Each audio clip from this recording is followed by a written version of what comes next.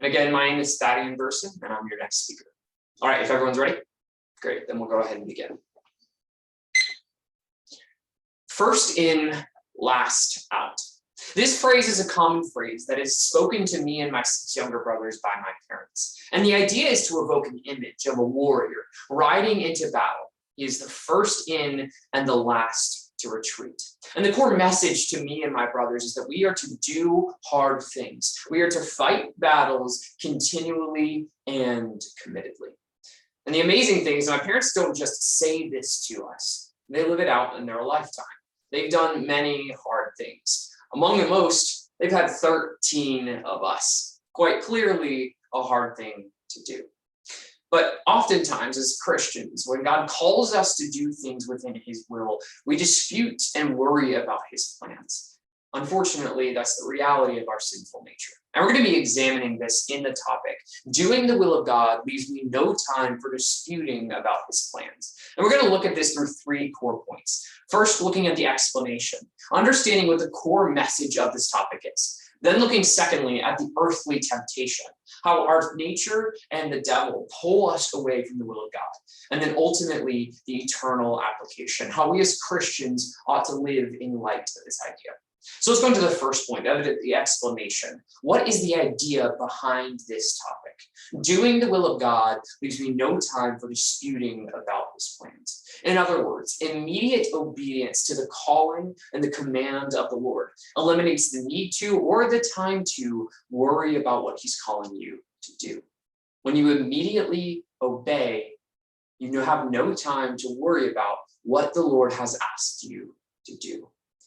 And unfortunately, however, our natural desire when we see something that's awkward or hard that the Lord is calling us to is to worry about it. And so this leads us to our second point, that of the earthly temptation.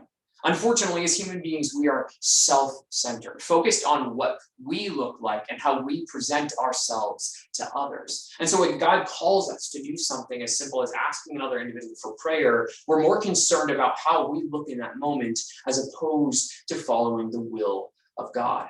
Our temptation is to elevate ourselves to the level of God. Pastor David Platt explains that the essence of sin is man substituting himself for God. So our natural desire when we indulge in the flesh is to lift ourselves up to the place of God, the ruler and creator of all time, and say, no, God, what you're asking me to do, your will is not the plan I'm going to follow, because that puts me in an awkward or hard or even painful situation. No, I'm going to decide what I'm going to do.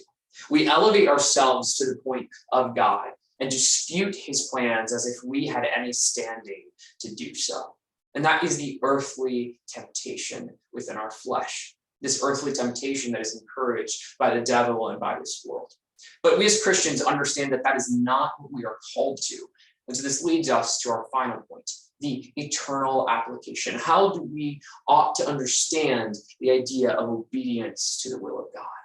Well, the first idea is that there ought to be this immediate obedience. This immediate obedience, and when God calls us to something, whether it's awkward, hard, or even torturous, we ought to follow. But the pitfall is that often when we have a command that is exacted upon us by God, our response can be obedience, but obedience out of guilt. I know this is something that I personally struggle with. When I feel as if the Lord is asking me to do something, I immediately feel a sense of guilt if I don't do it. And that is a wrong perception of the commands of God and a wrong perception of the atonement offered by his son, Jesus Christ. Our obedience to the will of God should be immediate, but it should not be out of a guilt, trying to satisfy some sort of level to hit.